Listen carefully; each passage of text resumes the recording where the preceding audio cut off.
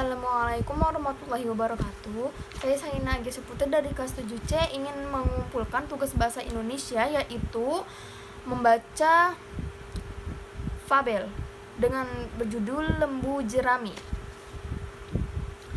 Dahulu kala hiduplah sepasang kakek nenek yang sangat rukun. Kakek Toyo bekerja di ladang orang lain sebagai buruh. Sementara nenek Toyo biasa memintal rumput rami menjadi tali untuk dijual. Semua penghasilan mereka habis hanya untuk membeli panganan. Suatu hari, nenek Toyo punya ide bagus.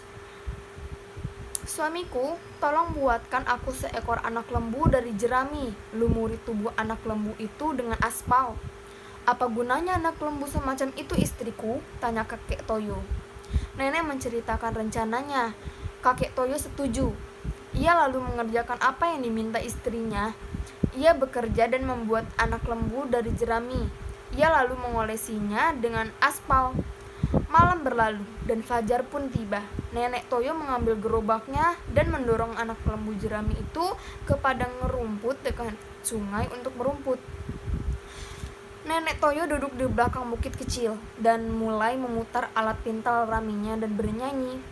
"Pergilah merumput lembu kecil, sementara aku memintal ramiku. Pergilah merumput lembu kecil, sementara aku memintal ramiku." Sementara ia memutar alat pintalnya, datanglah buaya besar dari sungai ke arah anak lembu jerami itu. "Siapa kamu? Bicaralah padaku," tanya buaya. Nek Toyo berbisik dari jauh. "Aku anak lembu berusia 3 tahun. Aku berisi jerami dan diolesi aspal." Buaya itu mengira anak lembu itu yang menjawab, "Oh, kalau begitu beri aku jerami dan aspal agar aku bisa menambal kulitku yang terlukai." "Ambillah beberapa," bisik nenek. Buaya itu lalu menyerang dan mulai mencakar aspal di tubuh anak lembu jerami. Ia menancapkan giginya ke dalam tubuh anak lembu jerami. Seluruh tubuh anak lembu itu kini menempel di tubuhnya. Buaya berlari pergi dengan panik, namun anak lembu jerami itu terseret ikut.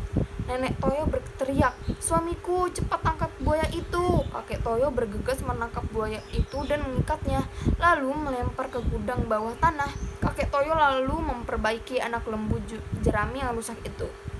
Esok paginya, saat fajar, nenek Toyo kembali mendorong anak lembu itu ke padang rumput lagi untuk merumput. Ia sendiri duduk di gundugan tanah, lalu mulai memintal rumput rami dan berkata, "Pergilah merumput lembu kecil, sementara aku memintal ramiku. Pergilah merumput lembu kecil, sementara aku memintal ramiku." Sementara ia memutar alat pintalnya dari belakang hutan gelap dan dari belakang pohon pinus besar.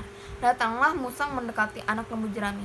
"Siapa kamu? Bicaralah padaku," tanya musang. Nenek Toyo kembali berbisik dari jauh. "Aku anak lembu berusia 3 tahun. Aku diisi dengan jerami dan diolesi aspal." Musang itu mengira si anak lembu. "Oh, kalau begitu beri aku jerami dan aspal agar aku bisa menambal buluku yang rontok." "Ambillah beberapa," bisik nenek. Musang itu langsung menyerang dan mencakar aspal di tubuh anak lembu jerami. Ia menancapkan giginya ke dalam tubuh anak lembu jerami. Seluruh tubuh anak lembu itu kini menempel di tubuhnya. Musang berlari dengan panik, namun anak lembu jerami itu terseret ikut. Nenek Toyo berteriak, "Suamiku, cepat tangkap musang itu!" Kakek Toyo bergegas menangkap musang dan mengikatnya, lalu melemparnya ke gudang bawah tanah. Kakek Toyo lalu memperbaiki anak lembu jerami yang rusak itu. Pada hari ketiga, saat fajar, nenek Toyo kembali mendorong anak lembu itu ke padang rumput untuk berumput. Ia lalu duduk di gundukan, mulai memintal rami dan berkata, "Pergilah merumput lembu kecil, sementara aku memintal ramiku. Pergilah merumput lembu kecil, sementara aku memintal ramiku." Saat itu, dari belakang pohon pinus besar, datanglah seekor kelinci hutan mendekati anak lembu jerami. Kelinci itu kesal karena ada hewan lain di tempat ia bisa merumput. "Siapa kamu? Bicaralah padaku," tanya kelinci hutan. Nenek Toyo kembali berbisik dari jauh. "Aku anak lembu berusia 3 tahun. Aku diisi dengan jerami dan diolesi aspal." Kelinci hutan mengira itu suara si anak lembu. "Oh," kata kelinci hutan. "Kalau begitu beri aku jerami dan aspal agar aku bisa menambal buluku yang rontok." "Ambillah beberapa," bisik Nek Toyo dari jauh. Kelinci hutan itu langsung menyerang dan mulai mencakar aspal di tubuh anak lembu jerami. Seluruh tubuh anak lembu itu kini menempel di tubuhnya kelinci. Hutan berusaha lari dengan panik, namun anak lembu jerami itu terseret ikut. Nenek Toyo berteriak, "Suamiku, cepat tangkap kelinci itu!" Kakek Toyo bergegas menangkap kelinci hutan dan mengikatnya, lalu melemparnya ke gudang bawah tanah. Kini, kakek Toyo duduk di dekat pintu jeruji besi gudang bawah tanah. Ia tampak memasukkan benang ke jarum besar. Buaya itu berkata kepadanya, "Kakek, untuk apa jarum dan benang itu?" "Aku akan membuat mantel dan tas kulit buaya untuk nenek," kata kakek Toyo. "Oh, jangan ambil kulitku, lepaskanlah ikatan ini.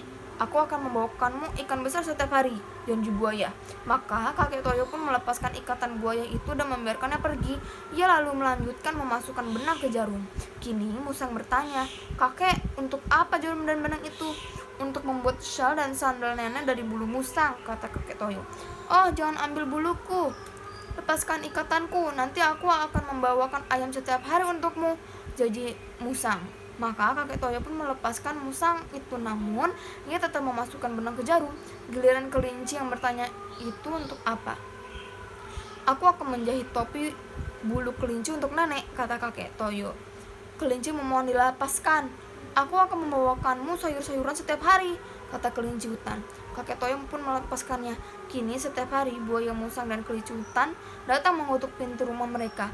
Mereka mengantarkan bahan makanan untuk kakek dan nenek.